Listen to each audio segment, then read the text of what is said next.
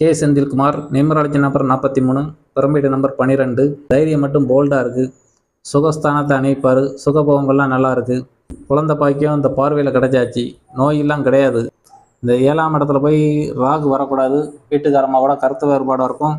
அப்பா சொத்து இந்த பார்வையில் தான் விழுது. தொழில்ஸ்தானம் வேறு என்ன செய்ய திணறாரு. பார்வையில் கிடைக்கி. இவர் கையில் என்ன தான் வேலை பார்த்தாலும் தனஸ்தானம் இருப்பு இருக்குது. மீன் வரையும் பண்ணலை. 2, 5, 11 2ஆம் இடம் தனஸ்தானம் இருக்குது. இருப்பு ஸ்தானத்துலேயே இருக்குது. இவர் கையிலும் பணப்பழக்கம் இருக்கும். வீடு கட்டி சுகமாக அனுப்பார்.